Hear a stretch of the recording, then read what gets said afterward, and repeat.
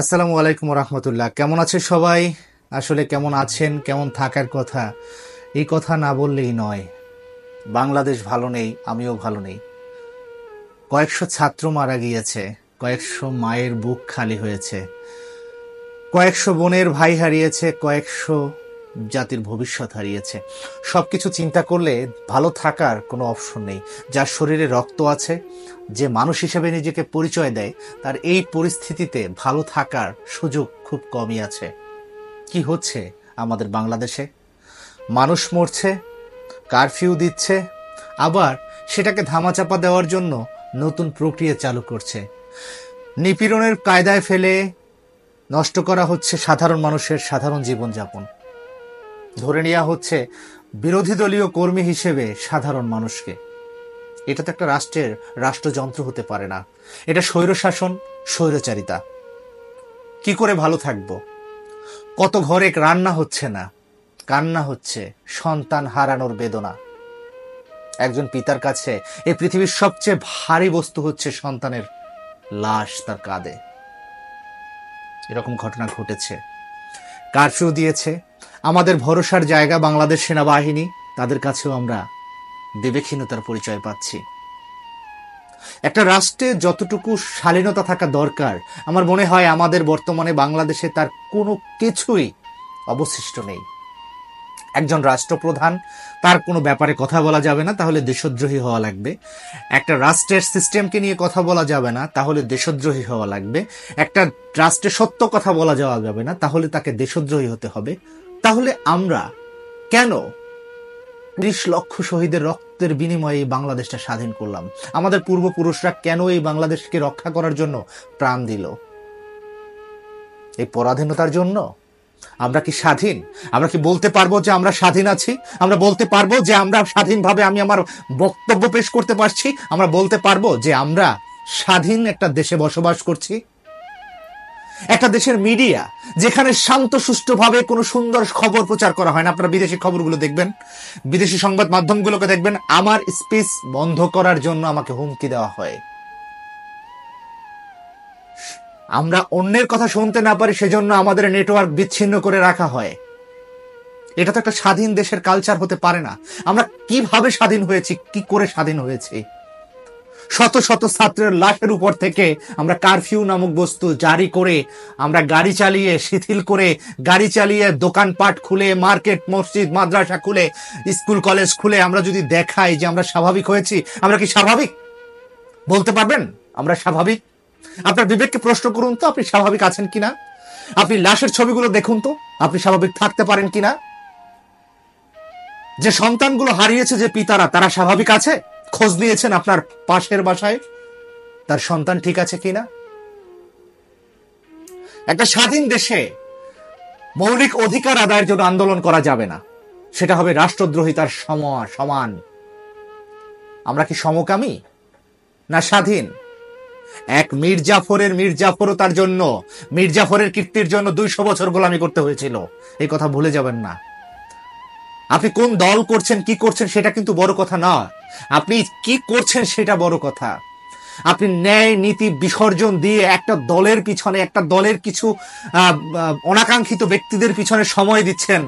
তারা যা বলছে তাই শুনছেন। তারা বলছে মূলধারার মিডিয়াকে ফলো করুন, অথচ আমাদের দেশের মূলধারার মিডিয়া কি প্রকাশ করেছে গত কয়েকটা দিনে আপনি দেখুন। কতজন ছাত্র মারা গিয়েছে, এটা কি জানার অধিকার আমাদের নেই? কতজন মানুষ হতাহত হয়েছে, সেটা কি জানার অধিকার নেই? রিকশাওয়ালা করিমের ছেলে মারা গিয়েছে কিনা কি সেটা জানার অধিকার আমাদের নেই? আত্মীয়র ছেলেটি মারা গিয়েছে কিনা সেটা জানার অধিকার কি আমাদের নেই?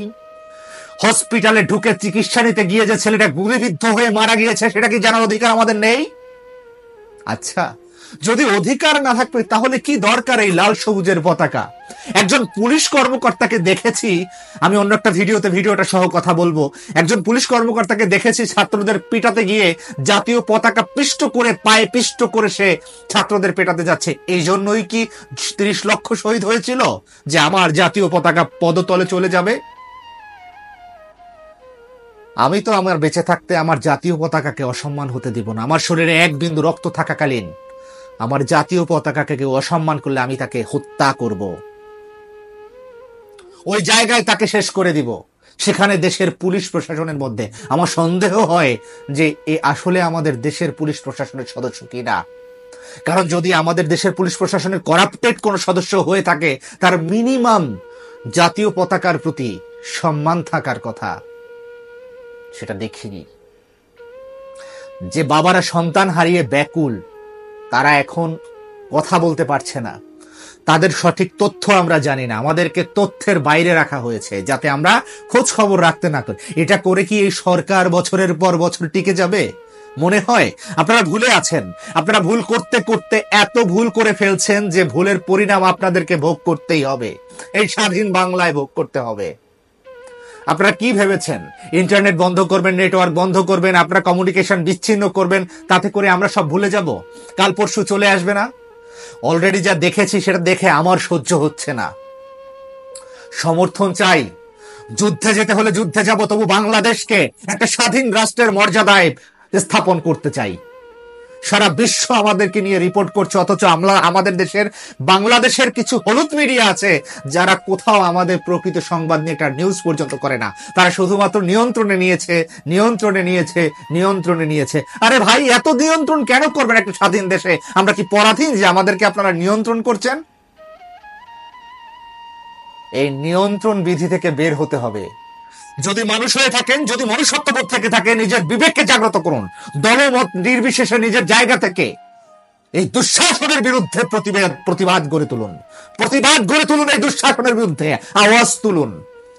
বিদেশে যারা অবস্থান করছেন, আপনারা নিজ নিজ জায়গা থেকে আপনারা আপনাদের এম্বাসিকে তলব করুন, ওই দেশের সরকারের কাছে আমাদের দেশের বর্তমান প্রেক্ষাপট তুলে ধরুন, চিঠি দিন, ইমেইল করুন। আপনাদের তো কেউ বেঁধে রাখবে না, কারণ আপনারা আমাদের মতো এরকম বন্দী দশায় নেই।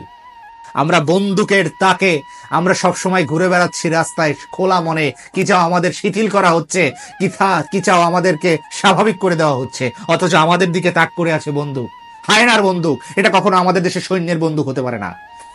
আমাদের দেশের সেনাবাহিনী কখনো আমাদের উপরে গুলি চালাতে পারে না। পৃথিবীর কোথাও এই ধরনের নজির নেই। আমাদের পুলিশ আমাদের গায়ে গুলি চালাতে পারে না। পৃথিবীর কোথাও এই নিয়ম নেই। এটা যারা করছে অবশ্যই বহিঃশত্রু থেকে করছে, এবং এটা যারা করাচ্ছে তারা অবশ্যই এই দেশের শত্রু, তারা কখনো এই দেশের মিত্র হতে পারে না। আমার দেশের পুলিশ, আমার দেশের সেনাবাহিনী আমার বুকে গুলি চালাবে, তাহলে তারা আমার কেন? এই জবাব আমি কার কাছে চাইবো? পুরো জাতি আজ স্তব্ধ হয়ে গেছে। স্তব্ধ হলে চলবে না, জেগে উঠুন, বিবেক জাগিয়ে তুলুন, প্রয়োজনে যুদ্ধ ঘোষণা করুন। যদি সৈনিক না পান আমাকে বলুন, আমি আসবো আপনার সৈন্য দলে। তবু এই দুঃশাসন রুখতে হবে, এই দুঃশাসন থেকে বের হতে হবে। এই দুঃশাসন ভবিষ্যৎ প্রজন্মের জন্য কখনোই মঙ্গলজনক নয়। আমরা চাই বাঙালি হিসেবে যেন বুকে হাত দিয়ে বলতে পারি, বাঙালি গর্বে গর্বিত, আমি বাঙালি।